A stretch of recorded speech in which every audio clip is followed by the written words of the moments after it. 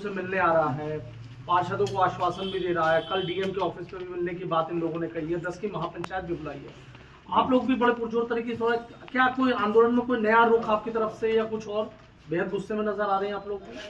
नहीं, गुस्से की बात नहीं है, ये नैतिकता का सवाल है। मैं ये कहना चाहता हूं कि बिल्कुल जो वहां पर हुआ है वो गलत था और बीजेपी बहुत अहंकार में है और बीजेपी ये चाहती है कि ये जो मुद्दा है किसी तरह से हिंदू मुस्लिम पर डाइवर्ट हो। हम इसको बिल्कुल नहीं होने देंगे।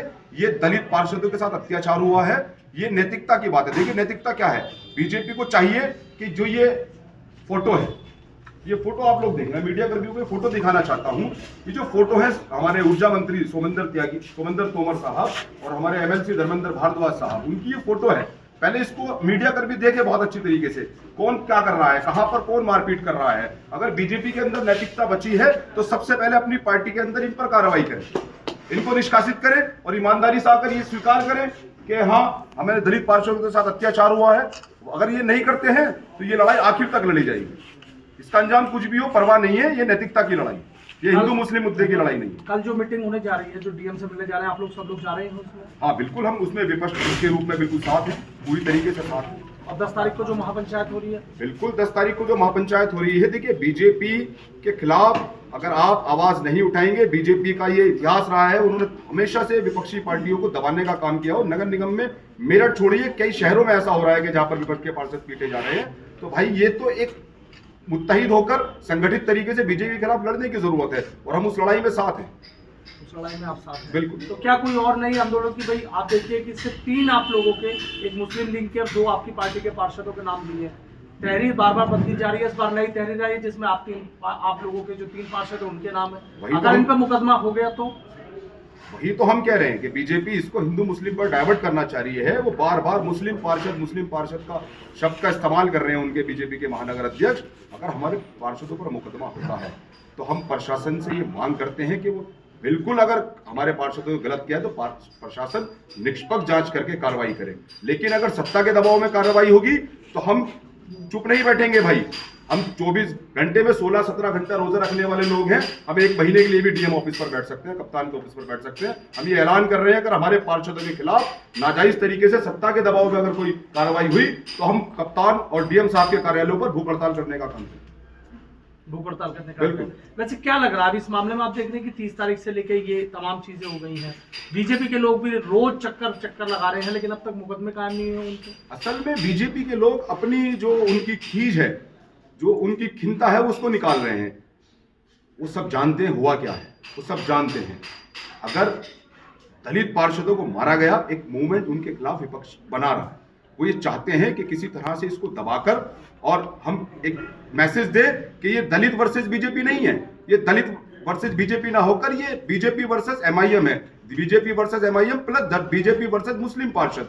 उनकी कोशिश ये है और उस कोशिश में बीजेपी को कामयाब ना होने देने की जिम्मेदारी उन तमाम लोगों की है जो नैतिकता की और सेकुलरिज्म की बात करते हैं। अच्छा इमरान जी, एक चीज बताइए, आपकी चूंकि 3 आप लोगों के पार्षदों के उसमें नाम है, बाकी और पार्षदों के नाम नहीं है, वो चाहते ही नहीं है किसी और पे मुकदमा। अब तो सीधे आप लोग टारगेट पे आ गए, तो लड़ाई तो सीधी आपसे ही हो गई। हाँ बिल्कुल, हम इस लड़ाई के लिए तैयार हैं। हम बिल्कुल नाइंसाफी बर्दाश्त नहीं करेंगे। हमारा बीजेपी से सीधा सीधा कहना यह है कि अगर हमारे पार्षदों ने वहां पर किसी महिला के साथ अभद्रता की, किसी महिला को जाति सूचक शब्द बोले हैं, तो जो सदन की रिकॉर्डिंग होती है, जो वीडियो रिकॉर्डिंग होती है, हम ये मांग करते हैं कि बीजेपी उसको मीडिया कर्मियों को दे, उसको सार्वजनिक करे, उसको प्रशासन को दे। अगर उसमें हमारे पार्षद कुछ ऐसा करते हुए पाए जाते हैं तो हम यकीनन उन अपनी बहनों के साथ खड़े हैं जो ये आरोप लगा रही है कि हमें जाति सूचक शब्द कहे गए और हमें अभद्रता हमारे साथ की गई। एक चीज बताइए, देखिए एक मामला कहीं ना कहीं ये दिख रहा है ना, फिर वही बात घूम के आ जाती है भाई, तमाम विपक्ष एकजुट होकर इस मामले में नजर आ रहा है, लेकिन जो नई तहरीर आई है, अब इस पर तो सवाल खड़े हो गए ना, बाकी सबको तो निकाल के बाहर कर।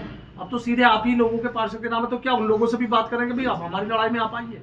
क्या जाएंगे सपा, बसपा, लोकदल, कांग्रेस, समाजवादी पार्टी, सब लोगों के पास जाएंगे? क्योंकि वो तहरीर तो अब सीधा इशारा कर रहे हैं ना, अब तो आपसे लड़ाई, बाकी को तो नाम ही नहीं दिए। वही मैंने कहा ना कि बीजेपी ये जो चाहती है, मैं बार बार आपसे कह रहा हूँ, इसको ध्रुवीकरण की तरफ ले जाना चाहती है, उसको कामयाब नहीं होने देना चाहिए। और रही बात तमाम विपक्षी पार्टियों की, तो यकीनन हमें उम्मीद है कि देखिए जिस दिन ये घटना हुई है कि आप मीडिया में मेरा बयान मौजूद है, मैं थालियों पर खड़ा होकर बयान दिया कि हम दलित पार्षदों के साथ हैं। डेलीगेट में थे आप? जी बिल्कुल, मैं वहां मौजूद था और मैंने ये कहा कि हम दलित पार्षदों के साथ हैं, नैतिकता के आधार पर हम उनके खिलाफ खड़े हैं, उनके साथ खड़े हैं बीजेपी के खिलाफ।